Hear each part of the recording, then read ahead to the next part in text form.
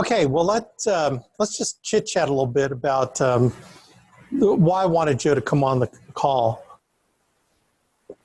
He did over 52,000 of issue paid business in January, and then his first week issue paid in February was like 41,000. So we're talking like 90 something thousand in the span of 6 weeks. Yeah, 6 weeks. You know, the beginning of 2020. He's got like 90,000 issue paid. So he's going to make the Thailand trip probably by the end of the month, you know, kind of like Brandon Beal. And one of the biggest reasons why I wanted to have Joseph on the call is to, when you see someone kind of move from, you know, averaging 20 to 30,000 a month, then all of a sudden this big surge, a lot of times that big surge of production comes from what he did in December, finding annuity opportunities, getting annuities funded, some large cases for sure, but process of doing what he's doing, particularly when you're talking about maybe some of that work done in December to spill over into January. Then, of course, January with the national conference, and then he's able to issue pay 52,000. You know, it's not by accident, because he's willing to work. And then, obviously, 41,000 in the first week of February. So I want to bring Joe on because I want to know what he's doing. Like, I think all of y'all should want to know what he's doing. And sometimes the biggest thing about someone, like, he was already a strong producer before, but then he amped it up. And it's like, what causes someone to go from, you know, making strong six figures anyway, you know, doing 20, 30,000 a month, you know, to amp it up to what he's doing now. There's something that he's definitely doing that is different. For the new people out there, Joseph started with us like 10, 11, 12 years ago. Like, he's been with us a long time. And I was there when he first got in. He came to our first meeting in Phoenix, Arizona, where he started with his upline, Paul Epstein. And that's where I met Joseph for the first time. And you know, we had common background being in the Amway business prior to getting involved in the alliance. And I mean, he was just fired up. I don't think I've ever known Joe to not be fired up. He's always had a great positive attitude, and all the things he's overcome, even with some difficulties in his personal life, just managed to overcome it. And he, in Arizona, was a road warrior like crazy and cranking out production. But now he seemed to amp it up to another level. He moved out to Salt Lake City and really helped us out there to really shore up what our building efforts in Salt Lake City, you know, being one of my agency managers that have moved out there and has been thriving just like crazy. It's just been crazy. So Joseph is on, thank God. And you can't tell that he just woke up because his hair isn't mussed up like mine would be. And so I'm going to unmute my man, Joseph Dukes. And Mr. Dukes.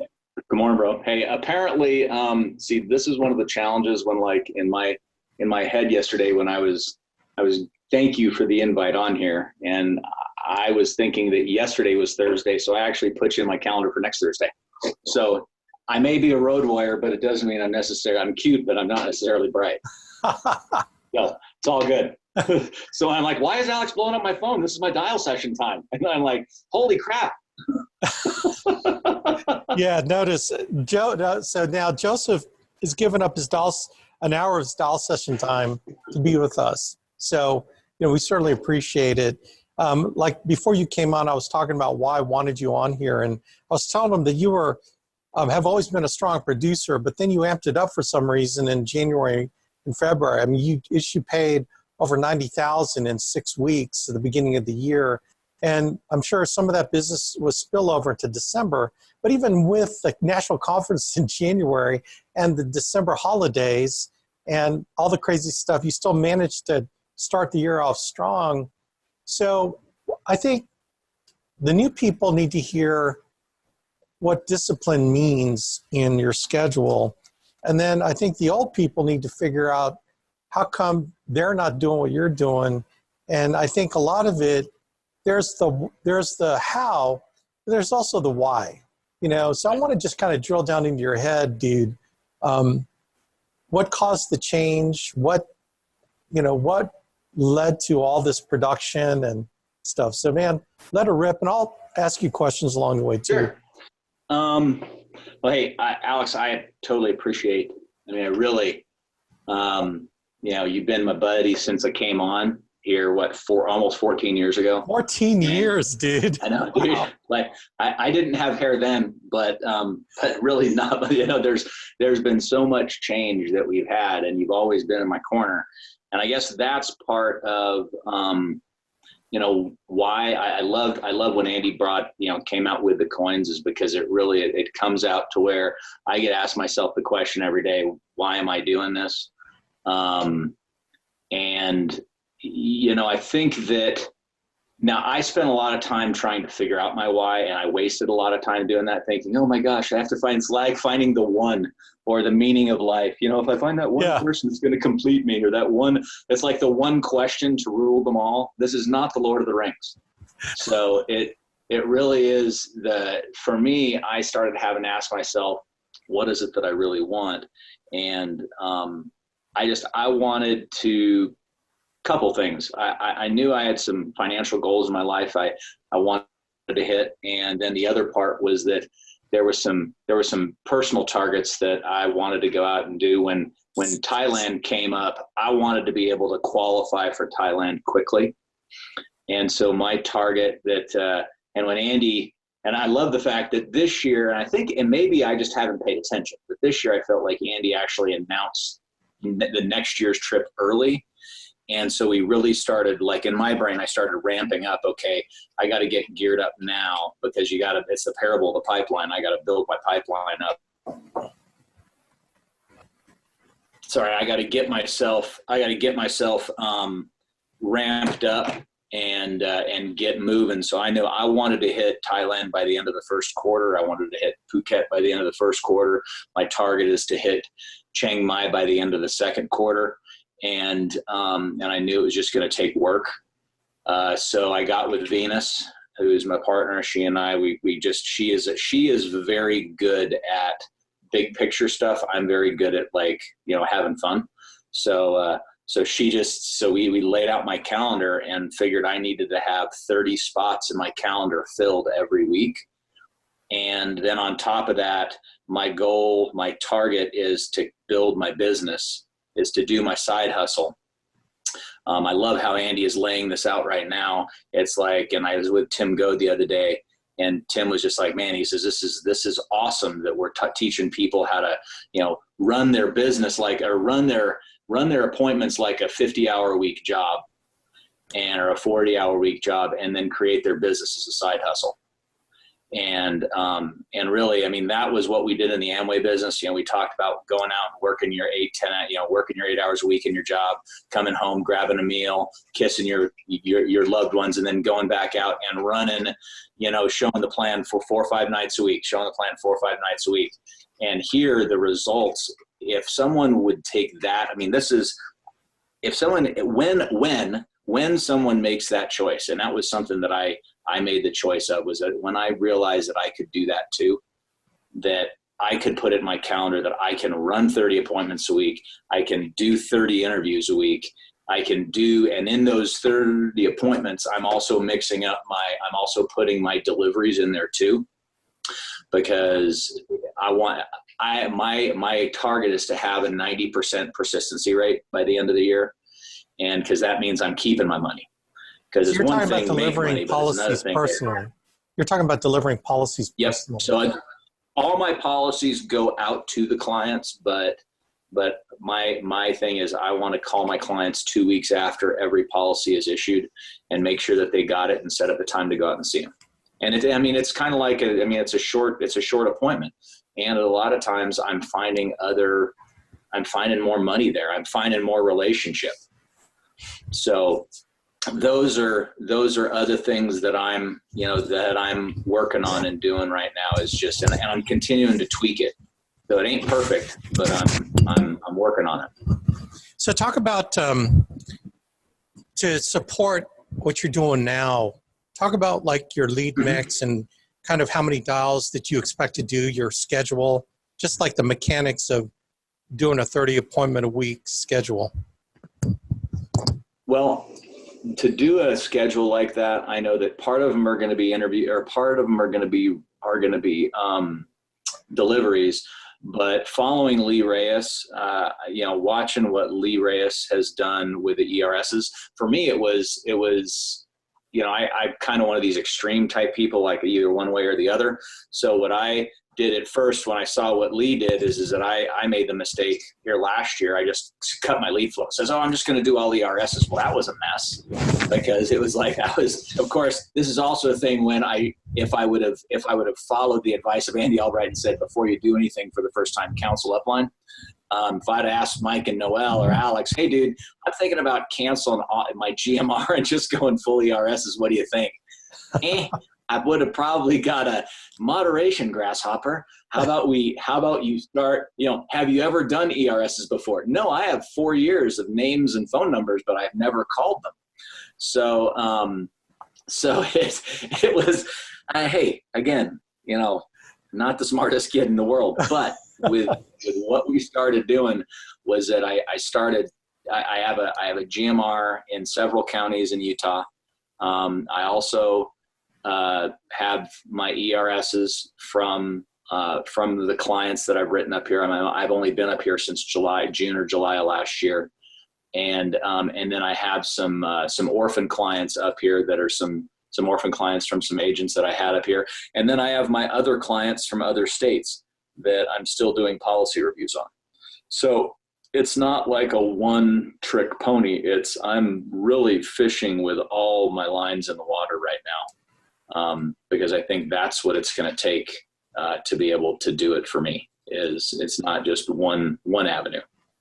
Yeah. So and this is kind of the way that I looked at incorporating ERS is that, like, if someone wants to do 20 appointments a week, I kind of envision ramping up to where you're doing 10 lead appointments and 10 ERS appointments, or some variation where part of your appointments are taken up on the ERS side. What's your typical mix, or does it vary every week? It varies every week. I mean, I have ERSs. I have leads right now. My desk looks like a train wreck because I got leads all over it, and I got ERSs and stacks and files. And Heather, who's my admin, is sitting behind me right now, and she doesn't even look at my desk because I think it puts her into apoplectic shock. So, and she's like, So she has her back to me. But with what I'm doing, it's whatever I can get set, and I want to book my anchor appointment. So like right now, I know I'm running tomorrow, Sunday, Monday, and next Wednesday, and I already have my schedule laid out for the next 3 weeks of when I'm running, and when I'm doing my appointments, when I'm doing my interviews, because what I found, Alex, and this was from a training that you did 12 years ago, was that if I was not a slave to my calendar, I was going to be slave to my checkbook. And so the biggest, and I think about that every time in my tenure here, anytime cash flow has gotten tight, I went back and I looked and I realized that I let my calendar start. I let the tail wag the dog. I let the calendar get away from me, and I was just like, oh, I can get to that later. Oh, I can do that later. I blew off dial time. I wasn't as militant as I could be with what I was doing as far as schedule and calendar. So that's really what I'm focusing on right now, is keeping my ADD, ADHD, autistic self in line, and just really okay, what am I doing in this 10 seconds? And then, and then the other part is that if it's not working, like if I jack something up or if I miss a thing, I also have this really great superpower of being able to go into massive judgment of myself and beat myself up, which, by the way, does not contribute to anything good. No. It's like, then it's a rabbit hole, and then I spend the next 3. I mean, dude, if I drank, I'd probably have drunk myself to death a long time ago, because I'd be like, or crawl into a corner and suck my thumb. So instead, it's like, okay, if something's not working right, awesome. Hey, if my choices have created my life, if I don't like where I'm at right now, I could make a different choice. And it really is, that's what I'm working on every day. You know, that's a great point, because I bet you 37 out of 37 people on this call is thinking, oh my gosh, it's not just me that feels guilty that I didn't pick up the phone when I was supposed to pick the phone up, for fear, for distraction, for all kinds of reasons. That's one thing that, you know, it's kind of like a field goal kicker, right, in football. When they miss that extra point, they got to forget it and move on to the next time they get out on there and kick that like it never happened. You have to have a short memory in the sales game, you know. And so right now, you're trying to book 4 days in the field. Yeah. No, it's 3.5 days. 3.5. Okay. 3.5. Yeah. And is your goal like 10 appointments a day and then 5 on that half day? No, I actually know that for me, you know, I'm running it every hour and a half, and then but my morning starts at 4 a.m. So I mean, I'm up at 4, and in my calendar, I'm, you know, at the gym, and then Heather is here in the office at 6. Since we're Mountain Time, she gets in, so she's working with the carriers early, and so we work together in days that she's in the office, and then I have time to do interviews or to work with the team in the morning if Heather has it in my calendar that I need to do some coaching with folks, and then I typically start running 10 o'clock in the morning, and then like last night I rolled in at 11 o'clock last night. My last appointment started at 8:30, and I didn't get there till almost 9, and okay. So I love it. Are you of the kind of the double booking mindset? Like when you feel like an appointment's soft, you'll double book, or you just time down hard and then just whoever shows up? You know, I try to tie them down hard. Truthfully, and this is just me, if I give myself a back door, brother, I'll give myself back doors all day long. You know, it's like, you know, that's a good enough appointment. But I also remember, I remember, you know, the 11th commandment, and that is the most crucial commandment that you should never break, which is thou shalt not fool thyself. And I've done that. I've done that enough times in my life that I don't like to fool myself with head fake appointments. So really, I do want to tie them down hard. And even sometimes when I tie them down hard, sometimes I still get no-showed. And during those times, like yesterday, and yesterday was a great example. I had 8 appointments booked, and I want to say I sat with 6. And the 2 that I didn't sit down with, during that time, I'm literally like, okay, I start going through ZipRecruiter responders. So I'm sitting, you know, in the guy's driveway going, okay, how far is it to my next appointment? Because I get distracted easy. So I don't like to drive and talk on the phone because it's dangerous for everybody else. So I figure out how long it's going to take me to get there. And then I either drive near my next appointment and do some interview calls or call in depth. I was working with a couple new agents yesterday, but I am really trying to get myself to where when I'm working, because right. I don't like feeling guilty about when I'm, you know, when I'm playing with the girls, I want to play with the girls. Yeah. Daughters? Yes. Yes. Okay. Yes. Well, my youngest lives with me, Lillian lives with me, and Venus lives with me. So, you know, I just wanted to give context to that comment. Yes. Anyway. Yeah. So now, gang, Joseph Duke's road warrior, when he was living in Phoenix, he'd do business in New Mexico, Texas. He was like insane on the road, you know, like 5 days a week, 4 days a week, he'd be on the road. He was traveling all over the place. He goes to Utah. He went from road mega warrior, not that he isn't, but now he's to an area where he could be local. Okay. So for him, when you're on the road 2, 3, 4, 6 hours from where you live, I mean, there's nothing else to do but work. I mean, you don't just kind of lay around. You sort of, and that's why a lot of people travel. Some people go, why do these Dallas agents go 3, 4 hours away to run business when they got a boatload of leads in Dallas County and even within Texas? And one of the reasons is when you travel, you remain focused because there's nothing else for you to do. You don't get distracted. So Joseph, when you transition from going all over the Southwest and then you go to Utah and you've got more of the convenience of local counties, what do you have to change in your mindset to make that transition? Well, that's a good point because, and I guess that was one of the reasons I traveled as much as I could. Well, I had a lot of other reasons why I needed to get away from my house.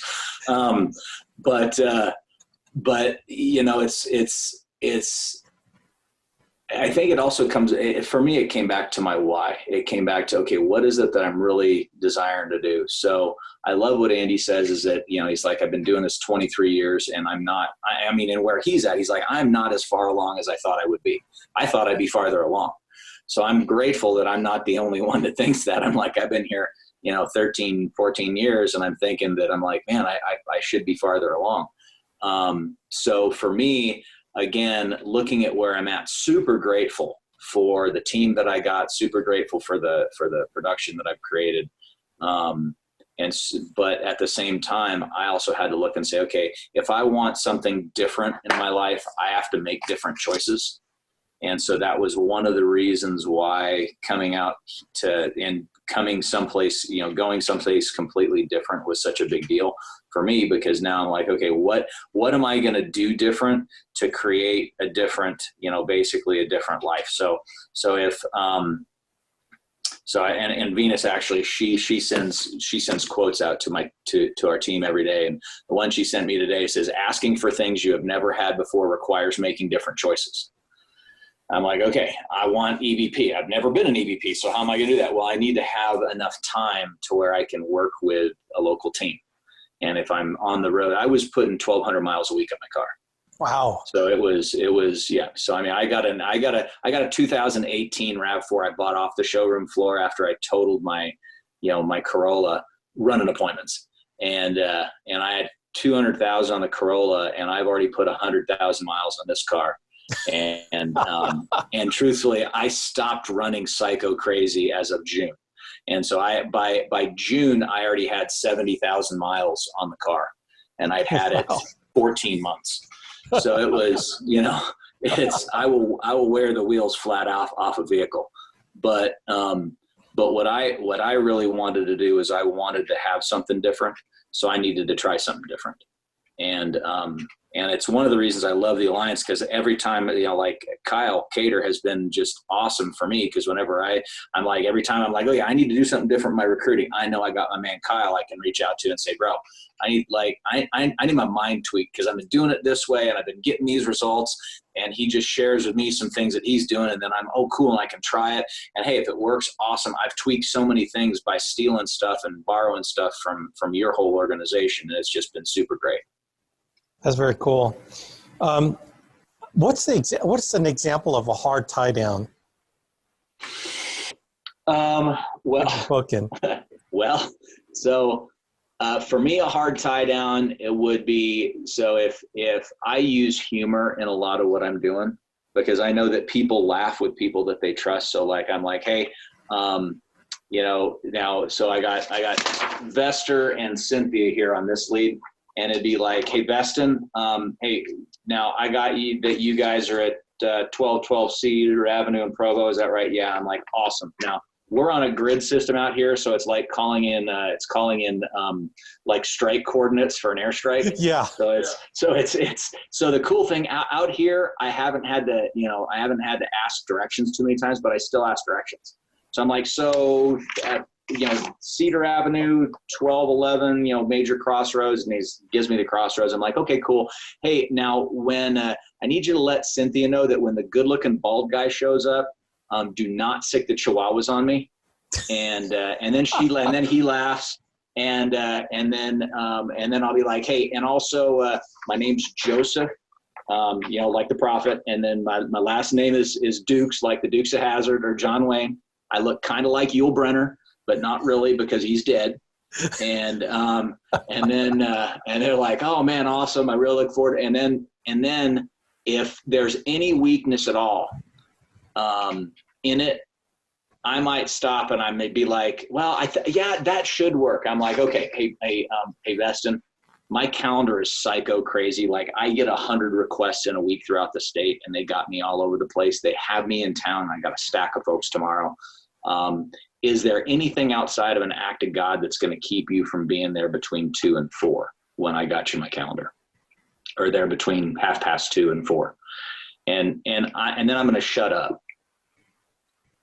Yeah. And then he needs to tell me, well, no, that'll work. I'm like, awesome. I just want to make sure, because I know I want to get the information out to you, and I got all these other people I got to make sure I get it out to as well. Okay. So, and then I'm quiet again, and then they will thank me for calling. Oh, that's cool. That's very cool. So, question here from 2 people. Yeah, sometimes the apps take a long time. You've allotted an hour and a half when you book appointments. So how do you manage that when you're going long in one appointment? Do you give the other appointment a call, or do you set it up where, hey, it's okay if I come over half hour early, half hour late? How do you manage going long in an appointment? That's a good question. I think that if you can give someone the expectation, I'm going to be there between, 12:30 and 1, I think that gives them a better expectation. And I tell them, hey, I'm, dependent upon traffic, I may be running a few minutes early, maybe running a few minutes behind. And as I was taught, it's easier to beg forgiveness and ask permission. Right. I'm not necessarily, and as I get older, I'm not necessarily sure that that's the best choice in some cases, because there are some people that are very, they're very particular with their time. And I also, again, since I'm running in several different counties, I don't like to drive 30 minutes because I'm 45 minutes late, and they're gone, or they have 3 other things going on. So I think it's a case by case basis for me. Is that if I feel like I need to give them a call, like if I'm crazy psycho late, I might. And there have been times when I'm so late, like I had an appointment the other day. It was a big case, but there was a lot I had to work with, and it was a 3-hour appointment. And I literally skipped my appointment I missed and went to my other appointment.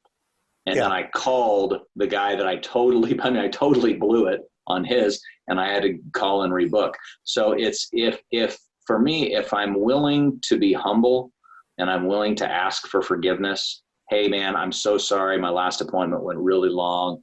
I tell you what, I can fit you back in my calendar today, maybe tonight, or I know I'll be back out. And then this is really where using your calendar is important. Like, I'm not going to jack up a dial day to come back and run an appointment, right? But I'll put them back in my calendar. That's right. So the other thing is that my calendar is my calendar.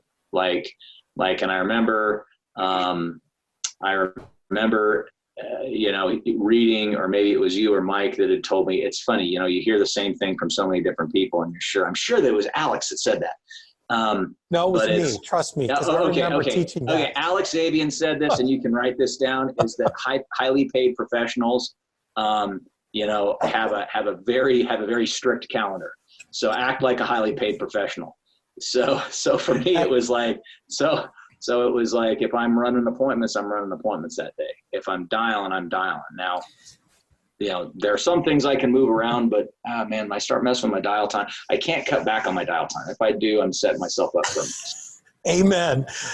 That's the part I've taught that hard. Like, you never mess your dial day up. You book an appointment over a dial day. Do you know how much money you gave up by not booking those 4, 5, 6 appointments when you decide to go to that appointment and they get no-showed? You drove half an hour there, get no-showed, you're waiting around half hour back, and you could have been, anyway, yes, amen. Thank you for saying that. So case-by-case basis when you feel like you have to. So now I get this, on the survey that we did for CFG and Foresters, we found that a lot of agents, high-volume agents like a Brant Swindell, they just stick with paper apps because they can do paper apps in like 1/3 the time of electronic apps, like what we used to do back in the day, right? We used to just fill in the basic stuff. Then we take all our apps back home and spend an hour or our admin spends an hour, hour and a half to fill in all the boilerplate.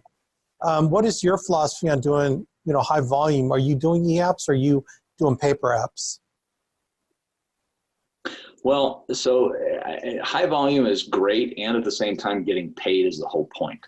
So for me, I mean, it's funny, like all my appointments yesterday, in fact, I thought about this morning, because as I was running my appointments yesterday, I'm like, okay, how am I going to remember X, Y, Z on these clients? So for me, it's like, okay, I write a lot of paper apps, and if I can do an e-app, I'm going to do an e-app.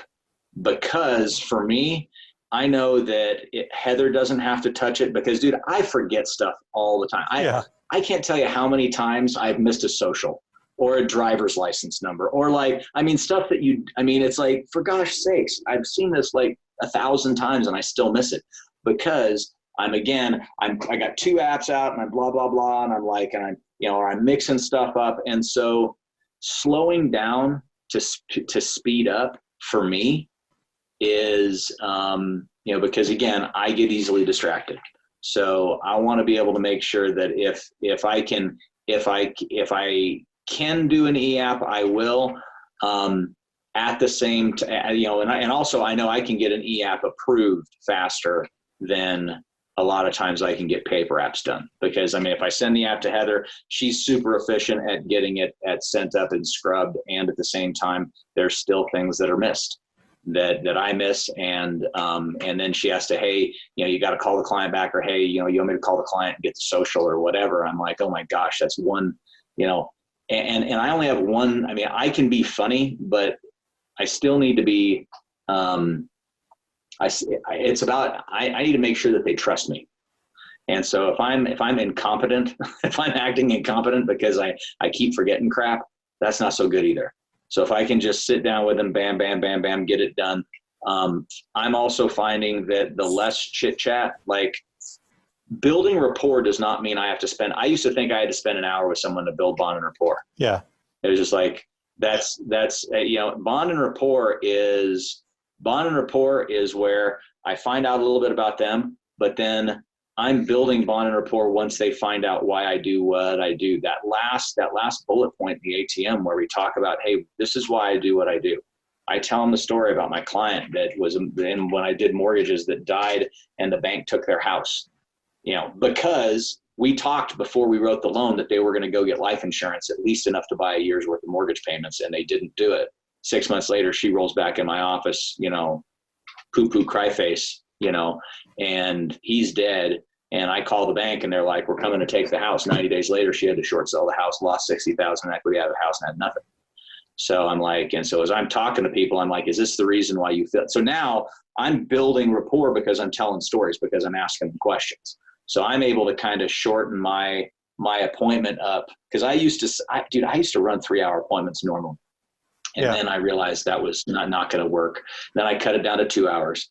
And now if I can get it done in an hour and 15 minutes, an hour and a half, and the other person knows I'm coming and going to be a few minutes late, it's cool.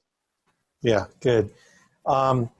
So for your sales appointments, how many dials do you think you average per week to book 30?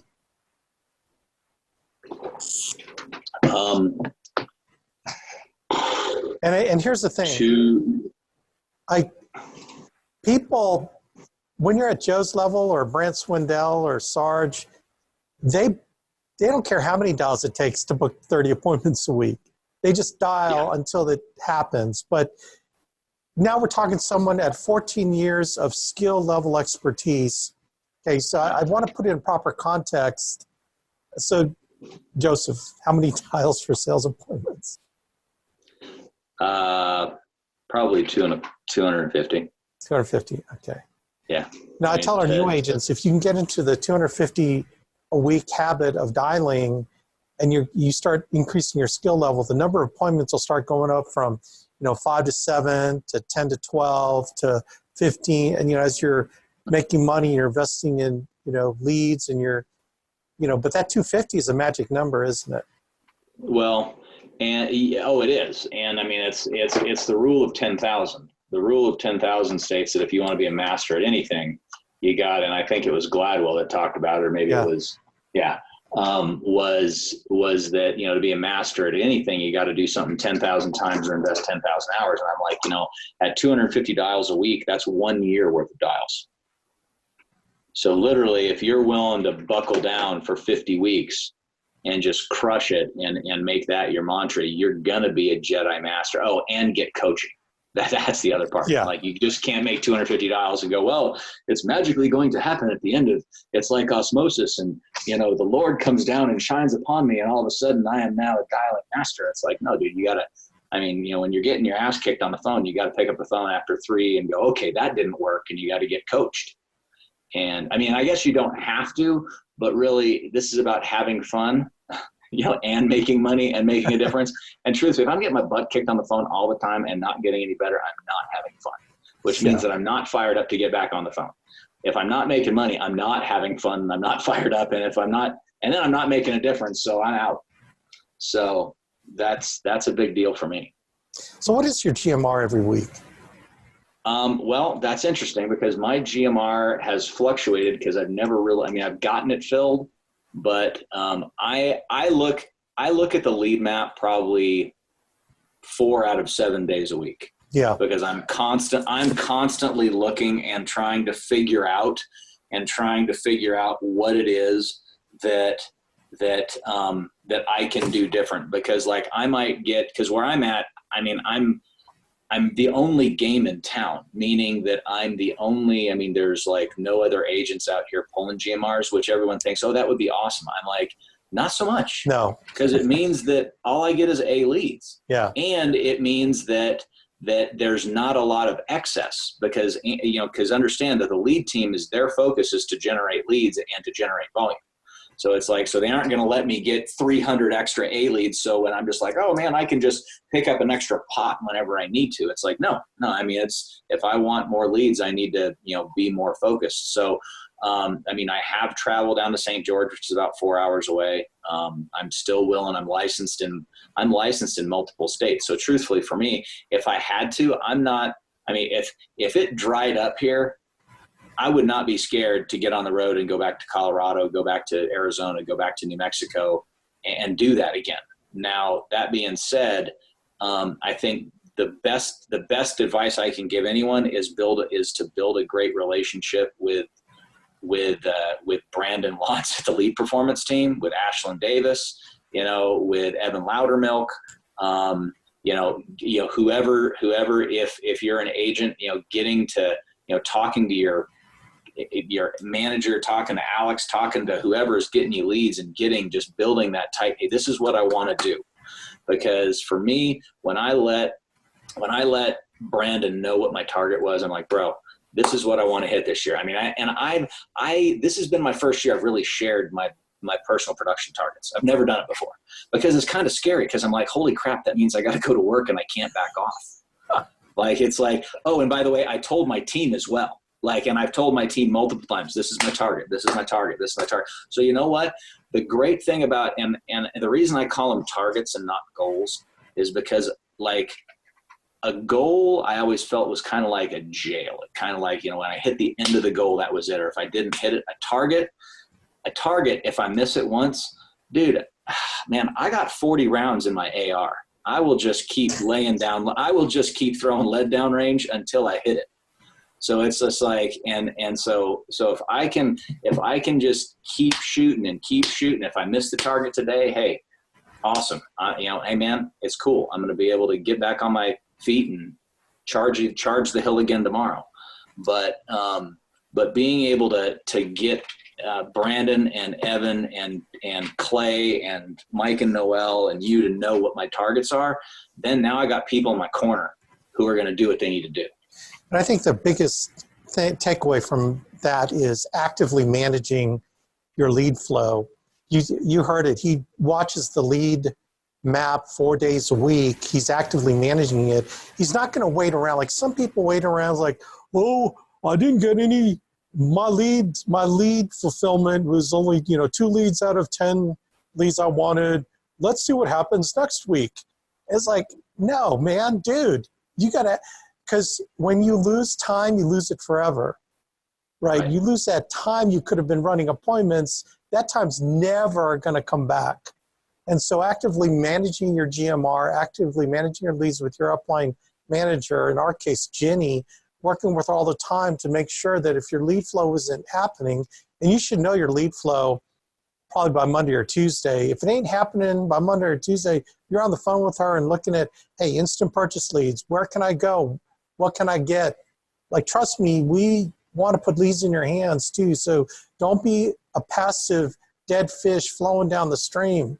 You know what I mean? So I love that you said that. So out of that 52,000 you did in January, roughly how much of that was annuities versus IULs versus just normal cases? If you had to put a percentage. I had one annuity for 110,000, so that was 11 grand of the 52. Everything else was there was no IULs. That was Wow, dude. Yeah, that was all Straight up simplified term UL. I did have one smart UL that was, I mean, it was a $12,000 target, smart UL, but the guy was older and we were replacing a bunch of other stuff that was about ready to lapse. Yeah. But wow. But yeah, but it was just a lot of just normal business. And then, you know, and I think it's just, I don't know, I don't get hung up on, the numbers all that much. I just know that, like, okay, I'll give you an example. So like yesterday, my day did not turn out the way that I wanted. Okay. I was so fired up because, okay, you talked about, Monday, I got 2 leads, not fired up. Okay, I got a 20 lead GMR. I got 2 leads that come in and there's nothing in any of the counties around me. I'm freaking out. So I reach out to Brandon and I'm just like, okay, bro. So laid out my targets again. He says, okay, well, let's figure it out. So he looked at a different county, pulled a handful of leads. It was awesome. I sat down at a dial session, had a great dial session, crushed it in an hour and a half, booked 10 appointments. Dude, I was smoking. I was on fire. And then yesterday morning, then I came, hey, ready to go. Everything's going to work out the way it's supposed to do, right? Yeah, it didn't. So, so my first appointment got there, and then halfway down, like 20 minutes in, next thing you know, the nurse comes in and I got to bam it so I can come back on Friday. Next appointment, it's a no-show. Next appointment, I'm just like, okay, this is not cool. But I knew that, okay, if I stay, instead of going down the rabbit hole of like, spinning out of control, being in my mental funk, I'm like, dude, how does it get better than this? It's going to get better. Okay, what's next? What else is possible? So it was cool because then by the end of my night, I think my last 3 appointments I actually helped, but it took me all day of running against walls to finally get to that. It's that don't grow weary in well doing, never give in, never give up, never quit kind of deal. And so it's, and this is really where being able to have foxhole buddies that you can pick up the phone and call and say, hey bro, how you doing? Whew, man, let me tell you, how's your day going? And you know what? Sometimes it's just talking to someone that can uplift you. And sometimes it's just putting in like you have a Alex Avian audio that you can put in. You can pull up one of the YouTubes and Alex is like, his hair is taller and he's on fire and his glasses are oranger and he's ready to, and dude, if you aren't fired up after you get out, whatever you got to do to keep going, that's what you got to do. So I think you've been, you're a master at that. Like when you were in Arizona and you were on the road, you were looking for people to help keep you awake, to call. And, I'd take your phone call. We'd just be chit and chatting while you're driving. And that's one thing that I can tell when someone's falling away is when they don't reach up and call for any reason. Like Andrew Peters, I hear from him every day. He calls me, he texts me, hey, morning. So if he's not calling me, then it's like I'm worried. Like, oh no, what happened to him? There's that thing with your upline that happens. Anyway, so you've just been awesome at that. I think you've really mastered that, keeping your mind right on it. And so I'm impressed. Like sometimes when you look at 52K, you're thinking, oh, probably, a couple, 3 annuities at place, maybe 400,000 annuities, and then you had some maybe large IUL cases, but you were hitting a lot of singles and all that too. Yep. Yeah. So what companies do you tend to lean towards versus other companies? Is it, CFG versus Foresters. Ginger versus Marianne, Bach versus Kirk, Hey, now that's a fight right there. Star Wars versus Star Trek. Right now we're totally geeking out. For me, Foresters is my go-to. Foresters is my jam. Even when stuff has gone jacked up with their systems in the past, they've turned around and very quickly tried to fix it. Like if they've got a bottleneck in their system, they are very dynamic at coming back and trying to solve it. Their team is the most visible at the events at like NatCon. Everyone on my team, in fact, including Heather, who is there, who's my admin, she got to meet Cheryl Gaston. Now she's got Cheryl on speed dial. Cheryl, the cool thing is that now we got people that are like, hey, if you need anything, pick up the phone and call me. And so being able to build relationships with them has been huge. And I love their product mix. I'll write anybody. I mean, I'm not like, I won't write, Mutual Omaha, or I won't write, and I love CFG and I love Mutual Omaha. Transamerica right now, I'm not loving so much. No, we hate them at too. all. In fact, I told everyone if they send any Transamerica apps, they aren't going to go in the BCR. They're going to go in my shredder. So it's but totally joking, of course. And at the same time, I know that for me, I want to go where the client's going to get the best situation and we're going to be able to get a decision quickly. So those are the two things I'm looking at. All right, cool. Yeah, cool. So someone wants to know kind of what does your phone script sound like? I've had you on, I don't know, 2-3 years ago when you did kind of phone call, and then we did an actual live, webinar. Are you still doing your Zoom webinars when you're dialing?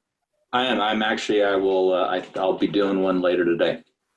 Hey, can you send that to me? Sure. I'd like to send out to my team so I can, that's a great follow-up to this is listen to you book appointments. So sure. Yeah, I'd appreciate that. What time? Sure. Yeah. My phones, I don't know. I had, when I first started, and I'm really cautious about telling people what script I use. Do you use the NAA script or do you create one on your own? I'm like, really, I'm all about the one that works for me. Yeah. And at the same time, the ones that have worked for other agents in the past, like people want to say, well, I like this person's script versus that person's script. I'm like, dude, this is not Christianity versus Islam, for crying out loud. This is just like, this is about making money. It's about finding out how we can connect with people. So I'm like, so there is no absolute. For me, the absolute is that am I comfortable talking to people? Because if I don't feel comfortable talking to people, then it's going to come across in how I'm talking to people. It's going to feel chunky. It's going to feel blocky. For me, what I did was I wrote a script out. In my original script, I wrote a script out, and then I wrote out objections and in bullet points. And then I had bullet points of overcoming objections. And when I used to dial, I had those sitting out on my table while I was dialing. So if someone gave me an objection, I'm like, oh, the answer to that is, 22A. Okay, great. And then I give them that. And then, but when you do it enough times, now if someone gives you an objection, it's just like, oh yeah, you're cool hand Luke because you hit it 10 million times. That is absolutely, when you hear Joe dial the phone, remember he's got 14 years. He sounds so natural because he's been doing it a lot. And some agents, how dare they think that they're going to get there by memorizing someone's script to be like that? It's like, you got to pay your dues. Joseph paid his dues 14 years ago, right? And where he wasn't that good, but his personality was always there. And Joseph Duke's script is a Joseph Duke's personality script. He's good. He's pretty funny. I mean, you hang around Joseph, he's got this way of making you feel just so relaxed with him and so laid back. But whether he was like that or not, he's figured out how to be like that on the phone to engender trust with the client. Like when I teach the phone script, it's not a script. It's a process of number one, when they pick up the phone, getting them not to hang up. That's right. And then number two, getting them to understand what happened when they sent that in. And then number three, booking it. It's like, don't let them hang up. Okay, let's, they sent something in, they remember, or they don't remember, but they know that they need you to come over. And then boom, you book a time to go over there. Anyway, so the point is, Joseph has earned that after 14 years. But I love for people to listen to how relaxed you are, laid back. You don't get fazed when you don't book one. You don't get fazed when you don't turn one around. But you just do what you do. It's just like a job, right? It's just like a job. It's not always going to, and it's, and one of the best pieces of advice I got years ago was stop thinking about how much you're investing in leads. When you're dialing, it's like, that was like a $27, and then you just get so mad. And then the next time I get on the phone, I'm just like, well, I guess this guy's probably going to be the same a-hole that the last guy was. And it's just like, I'm like, dude, you need to go in the mountains and walk away for an hour. That's the one time I will tell you, change your dial time. If your head is that jacked up, stop dialing, go have a mental colonic and then come back, get it out, demons out, go get an exorcism, whatever you got to do. But, and when you're calling, for me, when I'm calling, it is just, hey, I'm calling you back about your mortgage. If there's one thing that I would change about every script I've heard people say, it's like, hey, I'm with the Mortgage Protection Center. I'm with NAA. I'm with the Alliance. I'm just like, no. Hey, Alex, it's Joseph. I'm calling you back about your mortgage. Pause. Then it's just like, oh.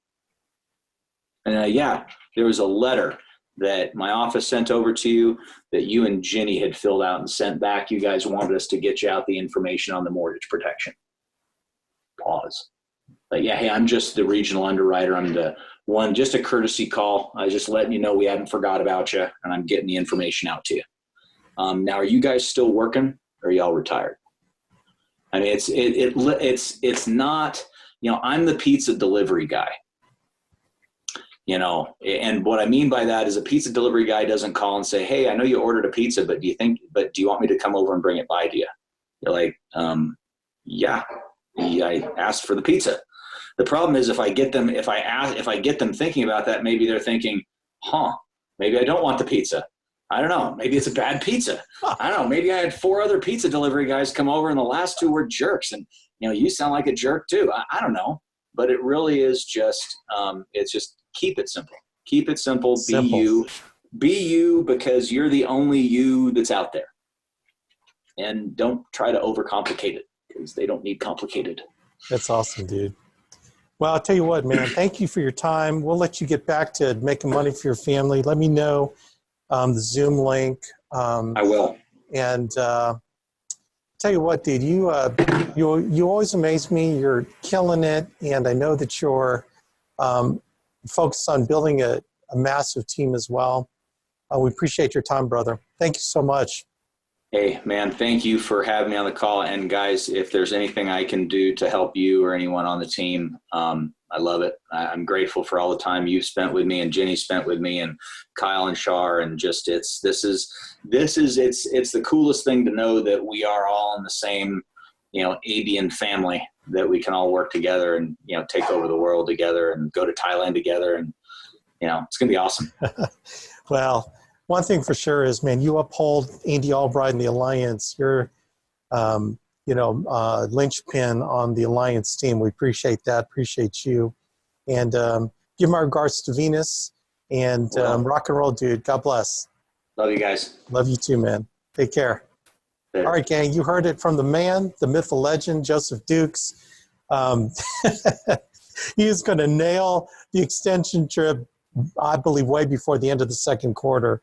But man, it's just very basic. And if I had paraded 10 of the top producers, they're all going to say, it's amazing. They all say the same things. Sometimes you just need to hear it from someone different, from a bald guy. Maybe that might resonate with you better than one of our gals. But Anyway, thanks, gang, for plugging in. Implement it, man. Put it to work, and you will get the same results, man, or you will get there. Okay, God bless. We'll see you guys later.